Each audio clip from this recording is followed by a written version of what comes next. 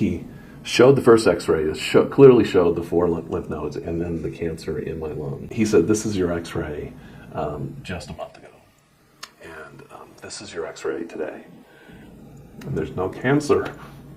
I'm a native of Colorado, grew up here, and my family moved around a lot when my dad got promoted through a company we was in. So we've lived around the country, and I did go to Columbine High School for a period, but I ended up graduating from high school in Texas, and then I attended a college there, University of Texas at Arlington, which had a great civil engineer program. I'm a huge outdoorsman. I love the outdoors, and I'll get to more on that in a second. But something happened to me in such an impactful way. At 19, I was diagnosed with Hodgkin's disease, stage 4, and my cancer doctor actually told me I could die in 6 months. So for a 19-year-old to get hit with that, right? Yeah. And the first day I cried all day, and the second day I had an amazing peace. I don't know how I got there, but I came to a real understanding that I am not in control of my life, that there's a higher power, I believe Christ, and is in control of my life, and he has a purpose for me. And that changed my mindset. Did you know what that purpose might be? Like, did you already? I don't think I really developed identified it at that time. Okay. But what I identified is that, if I passed away in 6 months, that was my purpose. But I needed to go for it, and it's allowed me to risk more, because life is worth living, right? And living is taking risks. Yeah. And so I've kind of pushed the envelope a little bit. My wife has kind of pulled me back. But she hasn't totally. She's actually jumped in quite a bit. But she's jumped into waters she's never been before. And that's actually, I think, one of the things that drew her to me is that I took her out of her comfort zone. Yeah.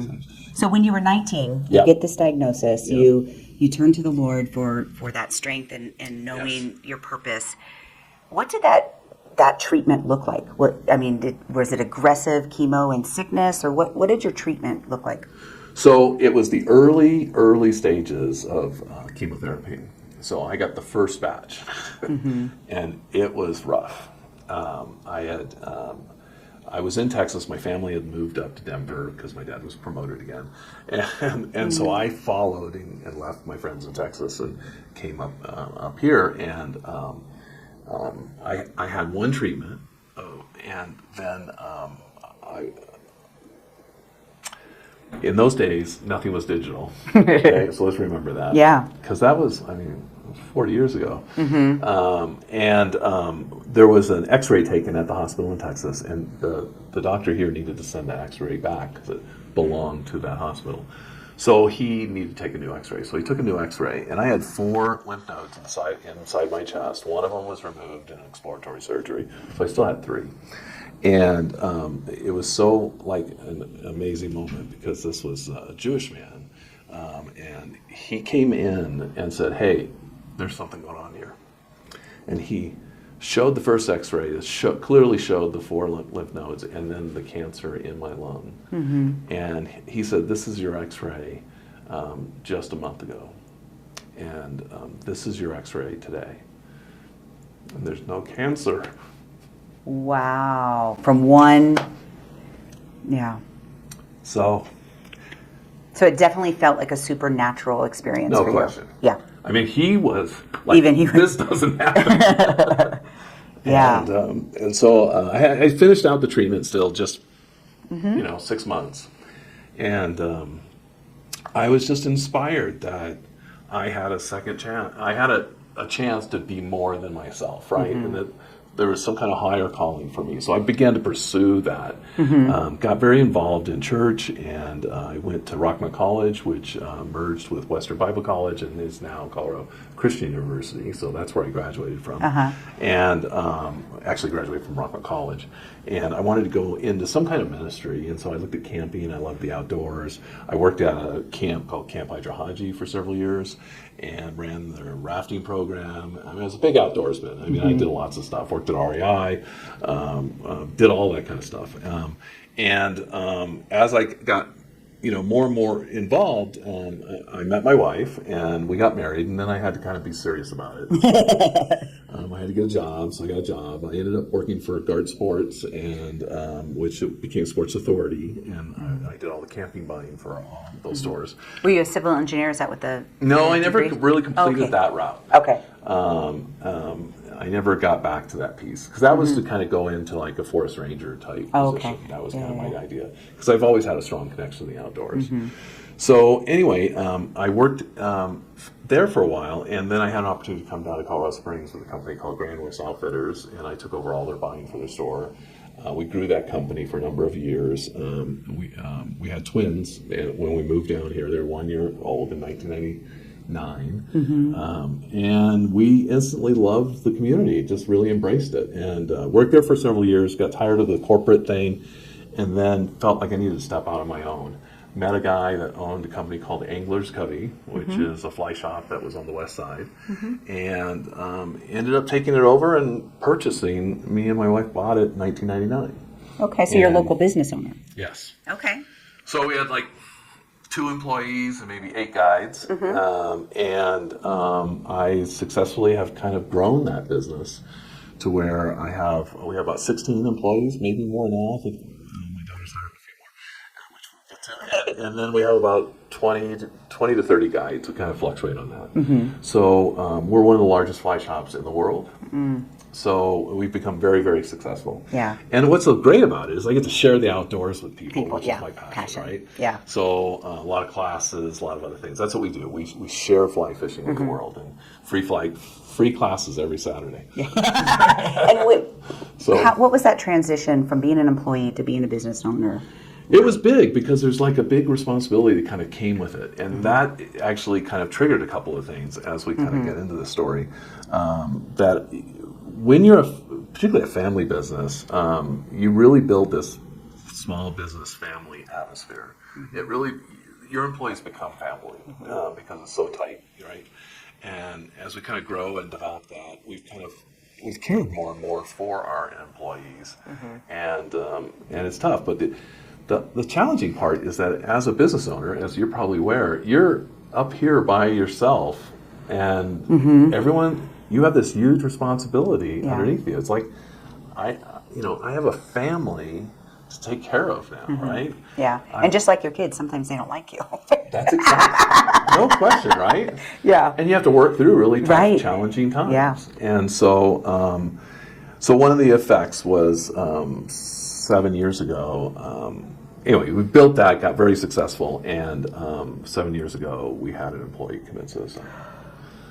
And that kind of just shook me because it came out of nowhere. And, most people that have been involved in that type of situation is like, how did this happen? How did I not notice? I thought I was a better employer than that. I thought I was a better boss. Why didn't I make the connections I should have made, right? So I'm all like there. It really kind of hit me hard. And when was that? And that was about 7 years ago. Okay. 7 years Were you ago. already in politics? When did the politics emerge? No, I hate politics. Well, I think of councilmen as politicians. They're not, or you don't. They are politicians. Okay. But you're not a politician, or don't like to think of yourself as one. No. Okay. But I'll get to that. Okay. Because there's a couple of things that were kind of happening along this line. So I had that event kind of happen. Another thing that was happening is with Angler's Covey, as I grew it, I was coming across issues that I just didn't have a voice. And I wanted to kind of have more of a voice to kind of get out there. I'm also at the time, I was at Pulpit Rock and I was leading the men's ministry. So I was really engaged with that. And an event happened where we had an evangelist come in and gave a talk on, you're in the mission field here, right? And he had a 3x5 card. Everyone had 3x5 cards on their seats. And he said, hey, take that 3x5 card right now, write down for the people that need to be saved, that need Christ in their life. And I couldn't create a name. At Grand West, our entire staff was Christian.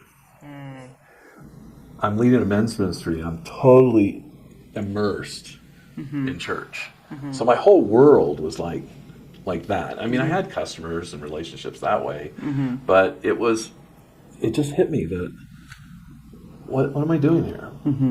And so it struck me Was that this about around the same time as the? it was a little bit before. So Okay. that event kind of happened, and it pushed me. And so I quit. I resigned from being men's ministry, and I joined a pickup volleyball team.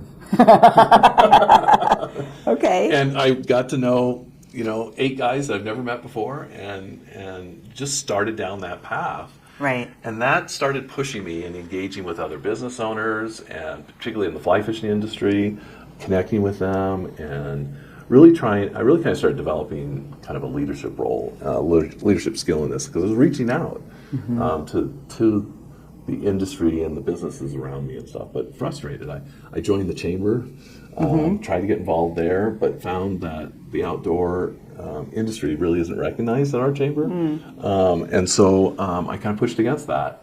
And with that, I formed a small group of people and started a nonprofit called Pikes Peak Outdoor Recreation Alliance. Okay. And so the idea here is that how do we bring the outdoor community together, take on the big challenges that we have in our space? And that has grown and grown and grown to where now statewide we're recognized as one of the leaders.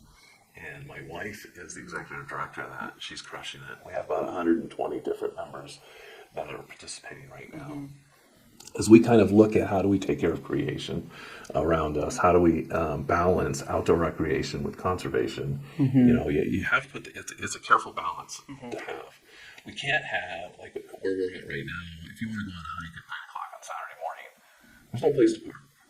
You can't find a trailhead. I mean, have you tried? Yeah. I just don't go on Saturdays. Yeah. Well, there you go, right? And so we have to develop more recreation, but at the same time, we have to be careful about conservation. So it's a balance, and so that's what this group is kind of doing, is doing that. So within all of that, I got noticed, and so the leaders in the community started coming to me and saying, "Hey, you should consider running for city council." I'm like, "No, I'm not going to do that. That's." Yeah. I don't like the politics side of it. I don't mind being an advocate. I love being an advocate for things, but I just don't really want to do that. Meanwhile, and I need to just jump back a little bit. So we had that first suicide 7 years ago. About 9 months later, we had a second one. So we had 2. And this one was dating my daughter, and it hurt my daughter. Yeah. So not only was I affected from being an employer, I've now got my daughter in this mix who doesn't understand and puts a lot of blame on herself, obviously, and all this kind of stuff. And she still wrestles with a lot of that even today. Yeah. And so it's a long time.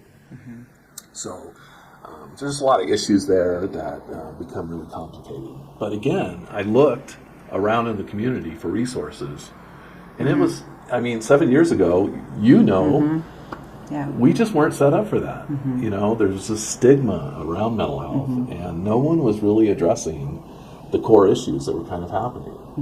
And we were falling apart, to be honest, as a community. If you look at our homeless population, the whole broad spectrum. People think the homeless, they're from somewhere else. 60 to 70% are from here. They're our kids. Yeah. And so there's multiple issues. I want to back up just a little bit, and at that time, obviously, the first shock of someone completing suicide, and then it not only happening again, but happening closer. Oh yeah. And very personal. How did you deal with that grief? How did you help your daughter deal with the grief and then the confusion around the type of grief, right? Because it is a different type of grief when someone takes their life. A couple of ways. One is trying to just understand the situation and how did it happen? Because if you don't really try to dive in and understand that out, you leave too many unknowns in your head, and it carries on. You can't bring it to. You can't resolve it. You leave the door open, and so we kind of. I really made an effort to try to really grasp kind of what the core issues were.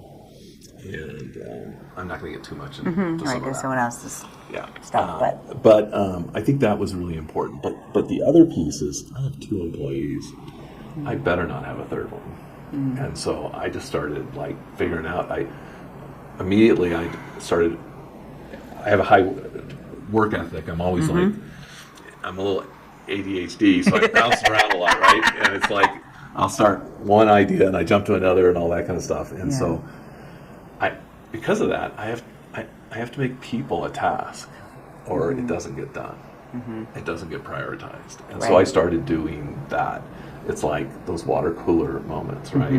When I walk, when I walk in the door at work, I've got 12 things I got to get done, but I passed 3 employees, and I had to reprioritize. That I have to stop and say, "Hey, how are you doing today?" Yeah. Right.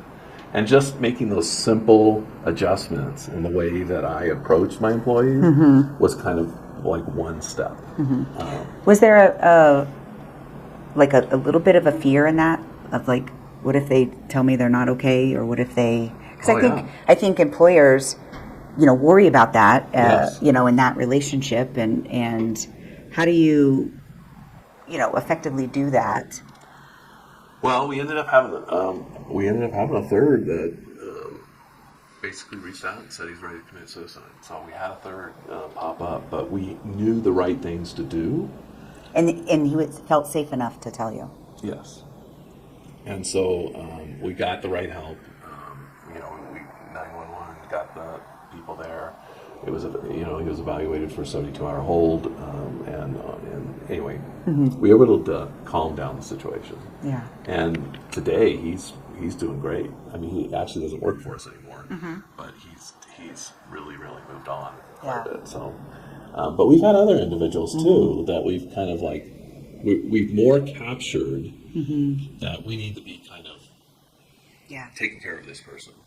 Well, and you saw my documentary, and you saw, this vulnerability of like anybody can get to that space, and I think we're so afraid to admit that the person thinking about it just holds on until they might actually attempt or complete. And so I talk a lot about, let's have the conversation that suicidal thoughts can be just that, a thought. Doesn't have to be an action. It could be, I am at the end of my rope.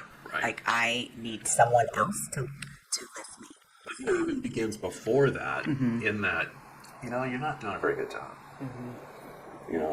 You're kind of a disappointment.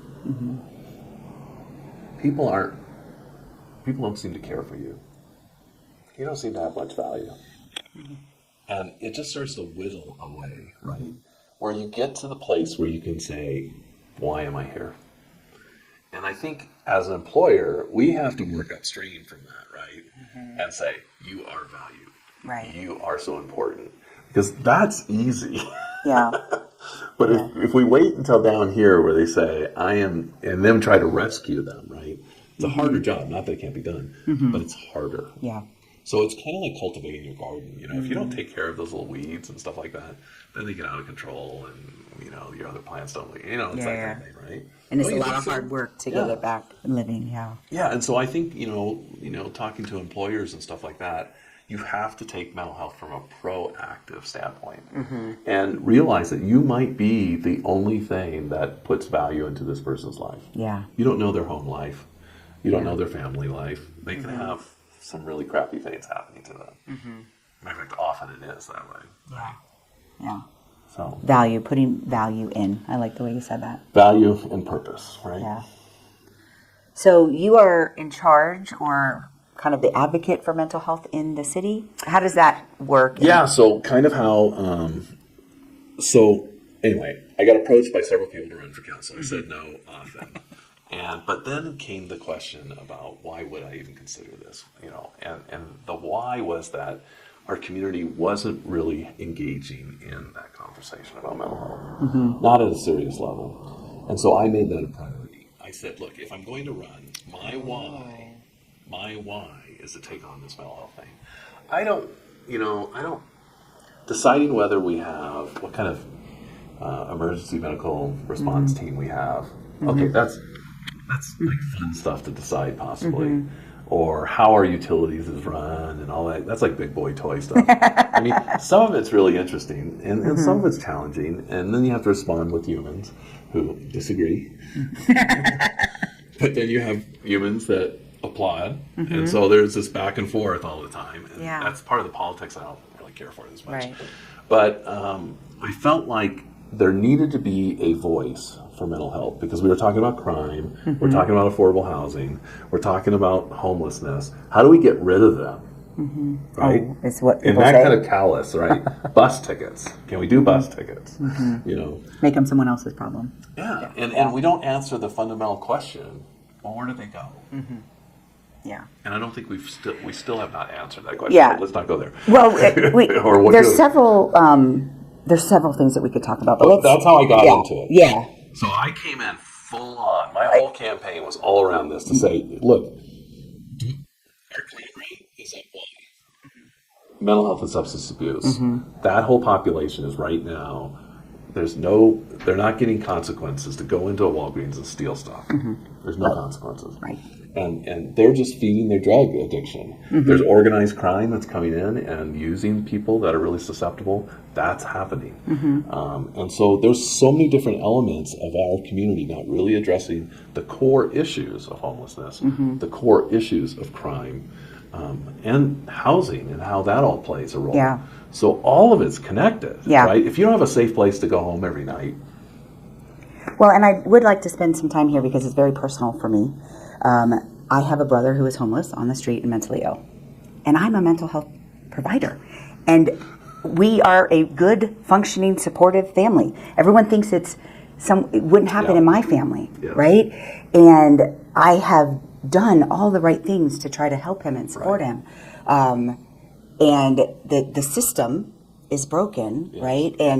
And so we know that 80% or more of the homeless population, especially the ones living on the street, have a mental illness, but we can't force them to take medicine. We can't force them to treatment. There's so many benefits of living in a liberal state, but there's the downfalls is they also can't be arrested. I mean, drugs are decriminalized, so they're not getting, into the system for those purposes. And so it's this whole big thing. And that's why I think this is why I shy away from politics, because it is so complicated. It is not just one decision like a bus ticket to fix a problem, right? Like you're talking about several systems are not working. Right. So how does a councilman feel empowered? Right? Because when I think of that, I feel disempowered, right? Yes. As a councilman, how do you feel empowered that I can make a difference in this decision? So we have to understand the human condition. I mean, it starts right there, right? I believe we're in a fallen world. And so, but for those reasons, we can't completely come at it with just love. We have to be tough. Accountability with value. That's right. I mean, if you really think about it, our environment we live in and life is tough. It's not designed to be easy. And so there's this false premise that life is easy. No, it's our condition. It's the place we're living right now that it's a grind. But out of it, we can get glimpses of amazing blessings and amazing hope and amazing opportunities that happen in the process, right? And so you kind of have to start there. And I think what we have to really balance and find the proper balance is we have to have this really tough mentality.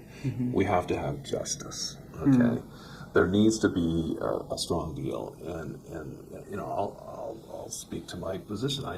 I providing needles, safe needles. I understand that. All the stuff you can get from outside that needle is terrible, right? But what I'm concerned about is no one cares about what's inside the needle. Right? And that what's inside the needle, I think, can be worse than what's outside the needle. We can't facilitate or make it easier for people to go down. It's like helping them step down in their lives. So we have to hold a higher standard, right? But then we come right next to that with love and say, come on. I mean, this is why we've got to be tough on, our homeless crowd that's down our streams and stuff like that. That's below human dignity. People should not be living like that. We have to find safe places. And that's where government has to step in and say, this isn't okay. These are people that are residents of Colorado Springs. They belong to families, right? We have to provide the services to help pull these people up into a place of life that is dignity, that has worth. They have value. They're image bearers of Christ or God, and they have immense value. We have to give them that, right? But at the same time, we have to realize we have to be tough with them, or they're going to take the easy route every time. I mean, I'll give you a great example. This last year, we had that cold spell, right? And several churches opened up their doors, and they did low bar. So they allowed the homeless to come in with a backpack that would have a weapon in it and would have their drugs in it. Okay, that's not allowed at the rescue mission. Okay, so here the temperatures are getting it's going down to zero, right? I mean, this is where seriously, if they're out in the environment, they could die. And so that's why the churches opened up. I understand that love response. The rescue mission numbers, you would think, would have increased. They decreased. Right. Why? Because the low bar was easier, and they all moved that direction. And they had some challenges. So as a community, we're going to have to figure out how do we face that this next year when we have that cold snap, right? How do we balance that? And that's where in politics, we just have to come together. Do we need to respond? Yes. How do we respond? We have to figure that piece out, right? And that's where I think it is a little bit of politics. And I love that you're looking at accountability and how we do that, because when you think about, like, as a homeowner and a taxpayer, if I wanted to put a shed in my backyard, I would need your permission, right? But they don't need their permission. They don't have any, so the how do we actually do that accountability, especially when, if you look at the severity of mental illness, I would say many of them meet criteria for schizophrenia. One of the major symptoms of schizophrenia is a lack of insight and judgment. So they actually can't make good decisions. Correct. And then you put substance abuse on top of that, right? They're choosing that, and right, but they don't have any insight and judgment. But then we can't force them to take mental health treatment. How do we, integrate that mental health treatment into this problem? Well, I think that's where we've got to bring together the community, particularly key leaders that are kind of in this space. Jack Bridge, for example, from Rescue Mission, UC Health, several organizations that are already kind of working in this space. We need to look to other communities and look to where we can find good outcomes. Because we just don't want to create maybe this will work, right? Because it's not going to be cheap. It's going to be expensive. We're going to have to kind of figure out how to do that. But we have to figure out how to tackle this issue.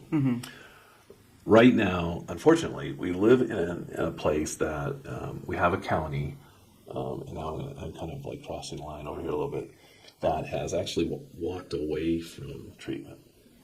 We do not have a community detox center right now. We have a nonprofit that's trying to do their best. They don't have a lot of resources, and often there's a wait time of like 30 days.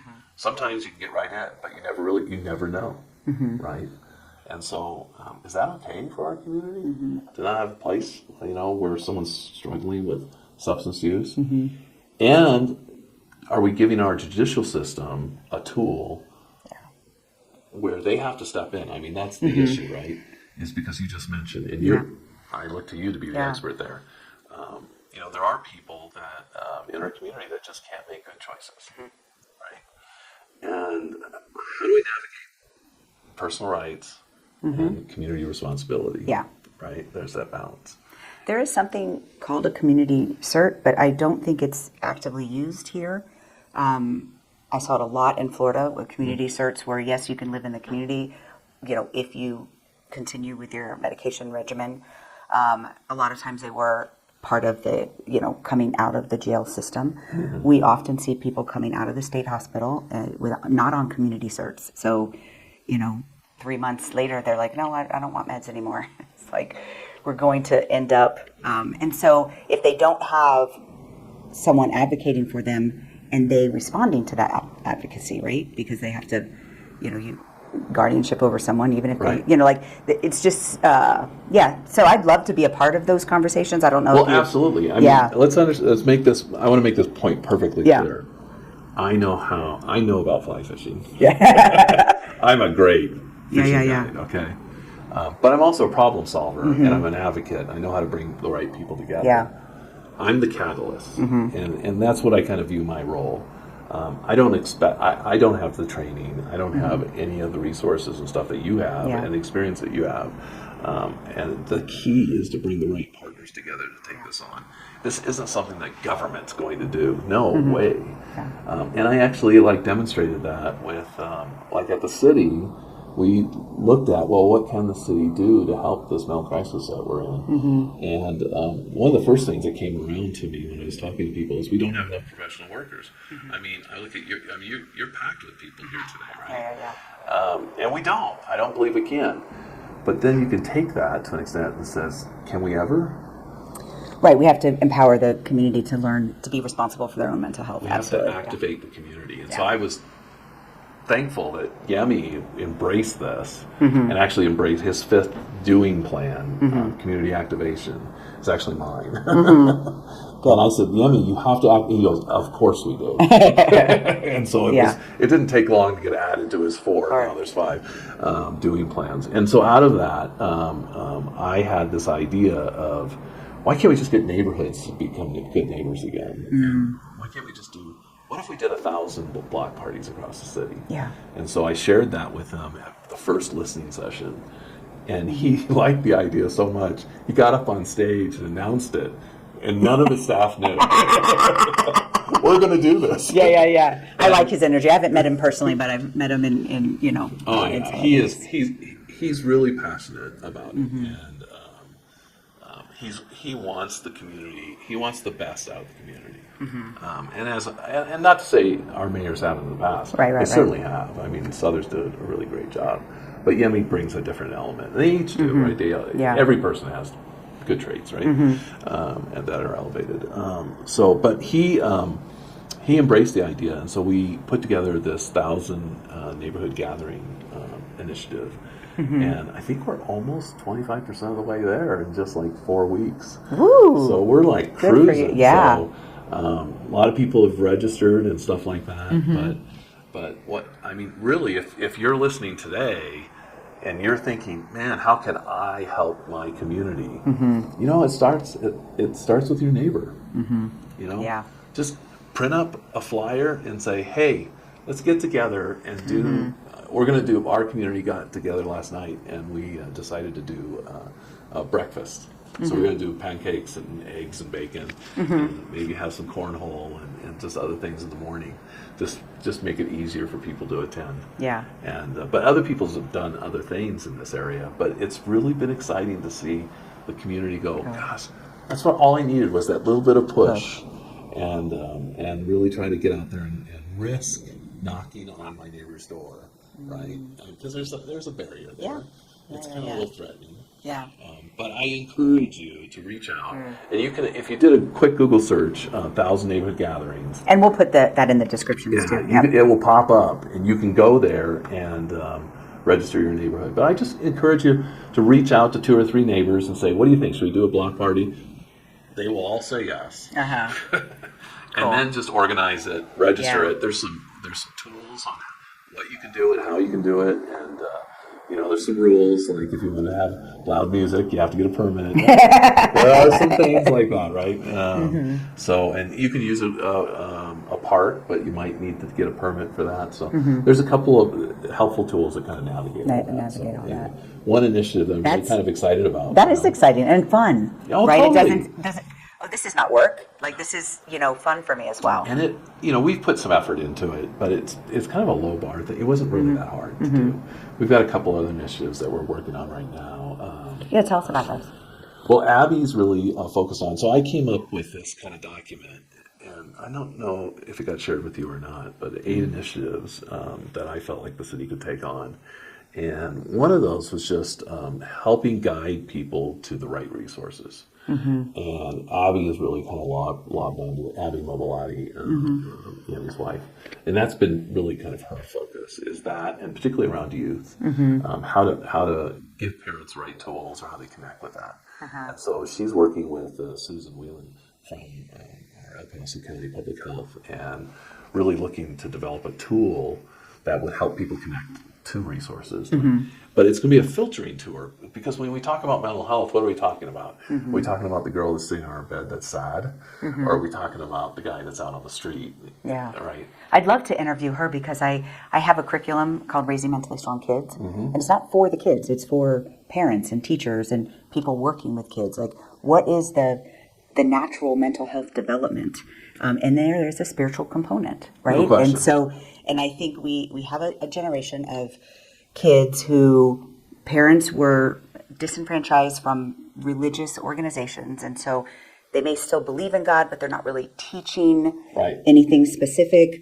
And there's just this lack of, that is part of who you are, your spiritual self. Right. And so there's a non-specific spiritual component to that of, are we letting our kids realize that there's something outside of us, and giving opportunity to seek that from both sides. Like, even when I talk to Christian parents, I'm like, okay, now they're 12, 13, 14 years old. Right. Are you letting them have a personal relationship? Is this really theirs? Are you still fear-based teaching what you believe? And so I think this would be a great thing to get into our schools, to our parents, and things like that. So, well, I think that's important, because when we go through life, not having a map, right, or a way, you have to have something that's in your life that defines what truth is. Okay, and I'll let people pick whatever that truth may be for them. I'm perfectly fine. I know that my God, if He wants to engage with you, I can't stop Him. Yeah. Well, and that's what I always tell Christians too. Like, if you truly believe He is who He says He is, then you will let people go on the journey that they're going to go on. That's exactly. And so, yeah. But what's important here is to make sure that people, what is your truth? If you're just like saying, well, my truth is what I feel. Well, I know I feel differently every single day. I mean, that's introducing a whole bunch of chaos. And so if you're trying to kind of find a path in your life, you have to land on a truth, something that helps guide you, right? Well, especially if you're struggling, like that chaos is magnified. And that's, that's what we help people with in a professional setting. That is, often leads to, clinical diagnoses like depression, anxiety, and, more chaotic type things. And you end up spiraling. A little navel gazing, right? Where you just like get focused so on yourself that you just block out the rest of the world, and then you just don't know where to go, because you haven't grounded yourself in something that is your thing, that kind of keeps you moving in a straight way and on the path. Yeah. So we're running out of time here, but I would like to just. When we talked about the homelessness, we talked about how complicated this problem is, right? Identify what are the other problems, right? Because, and we won't have time to delve into them, but just briefly, what are some other problems that we have in the mental health community from a higher level, from a councilman's view? So I think the key pieces is one, we're expecting the rescue mission to be our savior. Okay, and it's in the name. There's no one on that, right? But also, they're a shelter. That's what they are. They're not a mental health provider. They're not physicians. But could we collaborate? Well, that's where we need to go. To provide those services in those locations. And Well, Peak Vista is working with them on some of those issues. Yeah. And I would bring Dr. Fred Michel, that medical director at Diversis, Mm-hmm. and we've had lots of collaborations, and they have the capability, and they are, they have the ACT team that could be going out there. Mm-hmm. So the ACT team is the team that takes care of chronically mentally ill, and will go to them and give them their medication and things like that. So We just need to develop a better system because I don't think Roy, our sheriff, who runs the jail, I don't think he's been vocal enough about the issues he's facing. He is when you meet with him privately, okay? Because everything ends up at the jail. well, and we've tried to have a collaboration with the jail. Here's the problem: is that the jail Medicaid is not the same as the Medicaid when you get out. Like, that's a system problem, right? Yes. And so we can't go in and do treatment Right. and have any kind of collaboration with the jail. Right. And they've had struggle. I mean, they had a vendor that wasn't performing just recently, and they had to they got a new one in. I haven't touched base with how that new one is, but I talked to the jailer kind of offline, and I said, so what's your core issue? And it was like mental health, like right away. It's like, we are really, really struggling. I mean, it's not like, in the movies you see the jail, like these are just hardened criminals, they're tough guys. Yeah. It's not that anymore. It's like people that are challenged with schizophrenia, all these different elements, drug dependency issues, and the way the drugs have altered their minds. Right? It's not going to be easy work. I mean, that downstream piece is going to be really, really challenging. So we have to figure out that component. The other piece, I think, is how do we keep them from going downstream? How do we... prevention. Let's put some money in prevention. How do we get to it quicker, right? Yep. How do we see the problem earlier? And like I shared with my own business, in my employees, how do I take the time to look for the signs and try to get ahead of it? And I think we have to just do that with our kids. We have to do that with our employees. We have to do that with our neighbors and our friends. We just have to ask. We have to have permission to say, how are you? No, really, really, how are you dealing with this issue? Right? And before, we kind of just just give them space, give them time. And that's sometimes, I think, appropriate. But I think we're getting to the place where it's not appropriate to not ask the question. Yeah. Right? Yeah. So I think that's probably key. So we need to look at how do we support families more? How can we do more with that? And I know Susan Leland from Paso County Public Health is really working on a lot of things. I think our commissioners could be doing more, though. And there's a lot of money from the state and federal level that we're just not tapping into, that I think we can do a better job with. And they need to be the leaders. And like I said, the block parties wasn't really, it was an initiative of the city, but we're asking the community to participate, right? Right. And so what at the county level, what we need to do is bring the partners together and say, okay, we have this issue, respite care. These people that have gotten themselves hooked on drugs and all sorts of things stem from that because they have a leg pain that they can't overcome without that opioid. And once they can't get the opioid, then they turn to something else. And that other thing starts messing with stuff, and they just start down that road, and then it's harder to get them out. Yeah. Right? Very complicated and very unique to probably each person. That's the other issue. Because what doesn't go along with that is you have an individual that all his life he's been abused by his parents. All his life he's had some kind of issue that they've dealt with, some guy that has had sexual abuse or whatever. I mean, those are things that you just don't get over. You carry those things, right? And that's the reality of our fallen world. And so how do we help people navigate in a fallen world all the shit that happens? Yeah. Right? Well, we're ready to bring the Mentally Strong Method out into the community. And we have our first collaboration with Diversis at the Family Success Center down in the Southeast, where we would train a peer specialist in the Mentally Strong Method. It's around this kind of prevention and building up the community. And we talked a little bit about it. And, Diversis has the resources to kind of help us make this happen, right? But the billing for that is minimal. Like they may break even, but probably not, right? And we're, providing a lot without any, compensation, which I think many people in our community want to give back. But like, how do people access those funds that have been allocated to do new and innovative things around prevention? Would be a key thing that I'd like to talk about and no, I think that would be really, really key. There's another program that really runs along this thing, and I'm pretty sure you're aware of it. It's called the GRIT program with UCCS. Oh, yes, I do know about that with, one. Bill Benight. It's an online course that anybody can take. And if you're any kind of leader or whatever in the community, I would strongly suggest that you go through it. It takes about 4 hours, roughly. It has different programs and stuff like that, but it's free, and you get certified.